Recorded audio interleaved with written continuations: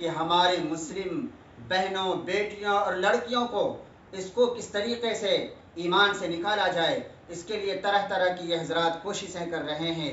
अलग अलग नाम से, अलग अलग तरीक़े से ये लोग कोशिशें कर रहे हैं।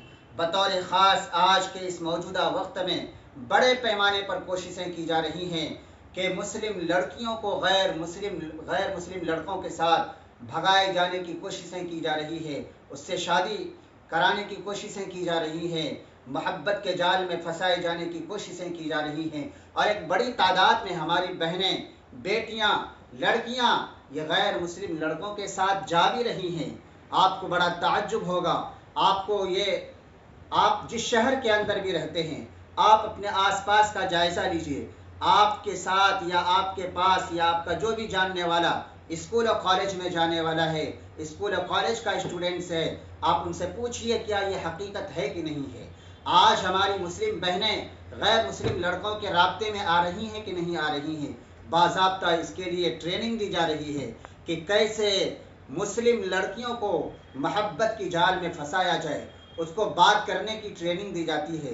क्या है, उनके साथ किस तरीके से बात करना है, सलाम कलाम करना है, खबर खैरियत पूछनी है, बाज़ाब्ता मुनज़्ज़म अंदाज में इसकी ट्रेनिंग दी जाती है।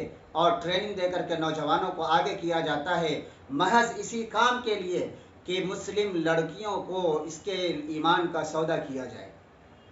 मेरे मुहतरम बुजुर्ग और दोस्तों, आज एक बड़ी तादाद के अंदर, आप चाहे जिस शहर के अंदर हों, आप अपने आसपास का जायज़ा लीजिए कि कितनी बड़ी तादाद में हमारी मुस्लिम बहनें गैर मुस्लिम लड़कियों के साथ भागने पर मजबूर हो रहा है। गैर मुस्लिम लड़कों के साथ हमारी मुस्लिम माएँ और बहनें, बेटियां भागने पर मजबूर हो रही हैं।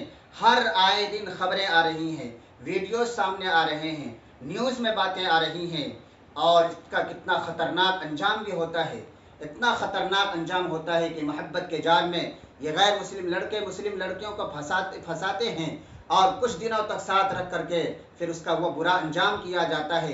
कहीं उसका कत्ल करके कुएं में डाला जाता है, कहीं पेट्रोल डाल करके उसको आग लगा दिया जाता है, कहीं कुछ किसी और तरीके से उसको क्या है फांसी पर लटका दिया जाता है, जिंदा मौत के घाट उतार दिया जाता है। ये इस तरीके से ख़तरनाक अंजाम हमारे मुस्लिम बहनों और बेटियों के साथ किया जा रहा है। लेकिन फिर भी हमारी इस कौम की मुस्लिम माँ और बहनों और बेटियों को या इनके ज़िम्मेदार हजरात को अभी भी ये होश के नाखुन नहीं ले रहे हैं। मेरे मुहतरम बुजुर्ग और दोस्तों, आखिर इस नतीजे पर हम किस तरीके से पहुँच गए कि बड़ी तादाद के अंदर इसकी क्या वजूहात हैं, इसके क्या वजूहात हैं कि एक बड़ी तादाद में हमारी मुस्लिम बहनें, बेटियां, लड़कियां गैर मुस्लिम लड़कों के साथ जा रही हैं।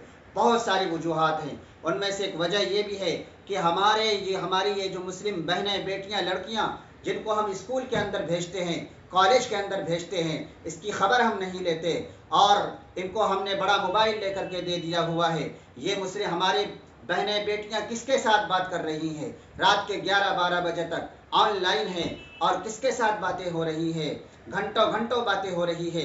न बाप को फिक्र है, न बाप को फिक्र है कि बेटी कहाँ जा रही है। बाप खुश है कि हमने अपनी बेटी का दाखिला और एडमिशन फला कॉलेज में कर दिया है, माँ भी खुश है कि हमारी बेटी फला स्कूल और कॉलेज से आती है, जाती है। मेरे मुहतरम बुजुर्ग और दोस्तों, बेटियां जाती हैं, बहनें जाती हैं और कॉलेज में जाती है, कॉलेज से निकलने के बाद न जाने किस पार्क में जाती है, किसके साथ किस होटल में जाती है, दोस्ती के नाम पे डेटिंग पे जाती है और पिकनिक के नाम पे न जाने क्या क्या हो रहा है।